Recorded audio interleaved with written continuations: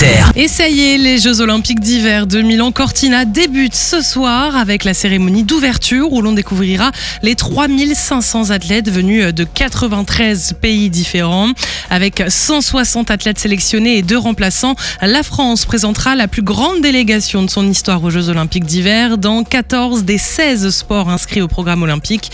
Parmi eux, 26 athlètes appartiennent à l'armée de champions, soit 16% de l'effectif. Ils auront à cœur de défendre nos 3 couleurs et feront la fierté des Français et plus particulièrement de nos armées. Voici les mots du général Cyril Baker, commandant du Centre national sport défense, le CNSD.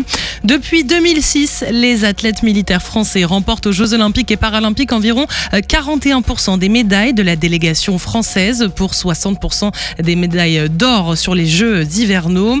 Ces résultats sont le fruit d'entraînements intenses et je sais compter sur eux pour aller au bout de leurs engagements. Parmi les plus grandes chances de médailles, on pourra compter sur l'expérience des 6 médaillés olympiques de 2014 à 2022, comme par exemple Fabien Claude ou Perrine Lafont.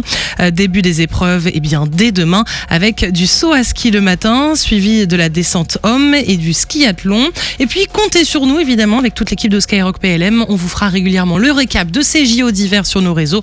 Soyez connectés, restez branchés, Instagram, X et Facebook, Skyrock PLM, sans oublier les Jeux paralympiques évidemment qui auront lieu plus tard du 6 au 15 mars. L'armée de terre qui se prépare à franchir tous les obstacles. La Direction générale de l'armement a commandé le système de franchissement Safe Roll destiné au régiment du génie. Successeur de ponts flottants motorisés, ce dispositif modulaire permettra de traverser fleuves et rivières en construisant rapidement des ponts flottants ou des ferries appelés portières dans l'armée du génie.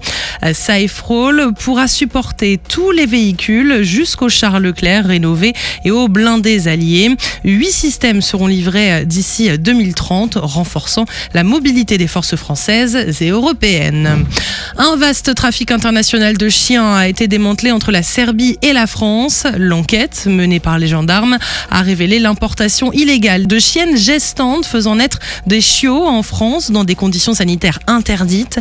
Les animaux subissaient ensuite des mutilations prohibées dans l'Union européenne avant d'être revendus avec de faux passeports. 3 éleveurs interpellés dans la Drôme et le Rhône ont été mis en examen. 37 chiens ont été saisis et les suspects ont été placés sous contrôle judiciaire.